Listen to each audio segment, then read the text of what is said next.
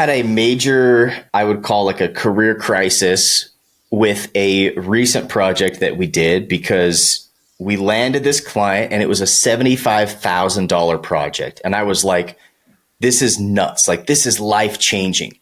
And I made less from that project than early on in my career when I would do a $5,000 website on my own. And it was so funny because it took so long and it was such high stress and there were so many people involved. And I started realizing like, man, maybe more isn't always better. And right.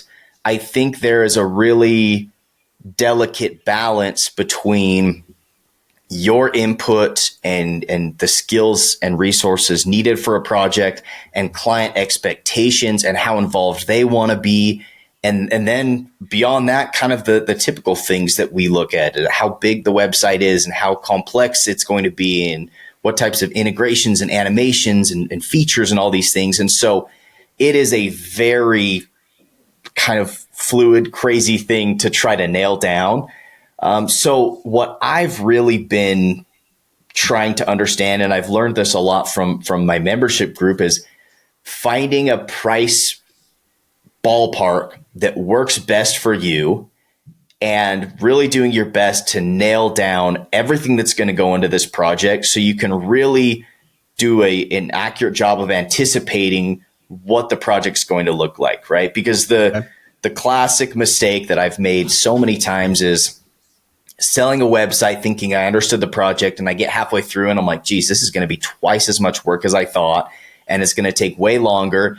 And it reaches a point where it's just not really profitable. So right. with all of that said, what I would say has been the best sweet spot for me is I try to find clients that can land within that like $5,000 to $15,000 range. I think that's a really reasonable price to pay for any medium to large size company. I think with that budget, you as the designer have the resources to either do it yourself or bring somebody else in, but to have a little additional, like a double check at their site optimization for SEO and maybe help with a little strategy and content and maybe bring in some additional assets or resources or some custom images for them. Like, you've got some budget to work with. You're not so tied by that small budget, and you can do a better job for the clients. Now, certainly there are projects that are going to be bigger.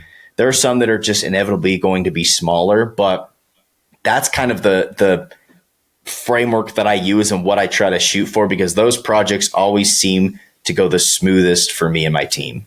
Okay, this is interesting. That's a lot to unpack. So like, I think a lot of people would be like amazed at hearing like a successful agency owner like you say, man, I would stay away from the $75,000 project and I would gladly take the $5,000 to $15,000 project. People are probably going like, what? No, shouldn't we want that? But it really does come down to like headache, what you know, you don't know what you don't know. Are you going to be able to make money? Is it profitable? So you found that profitable Goldilocks sweet spot to be somewhere between 5 and 15. Let me ask this question, because you're doing project-based pricing and you have kind of that budget range. Have you found like a niche or a type of client that you help to like kind of check and validate clients that fit into that budget range? Does that help you to like make that process smooth so that budget makes sense? You know, unfortunately, the answer to that is no. We have not niched down, and it has hurt us. And so right now we're in the process of trying to narrow that down. And again, this is something that we have somebody teaching in our solo agency blueprint, is all the benefits of choosing a niche, right? For us, every project is different and we have to learn a new industry, and we've got to learn what type of content and assets and images and what their prospects want. And you're basically recreating the wheel every time, right, versus having one niche where you can reuse templates and ideas and assets and content.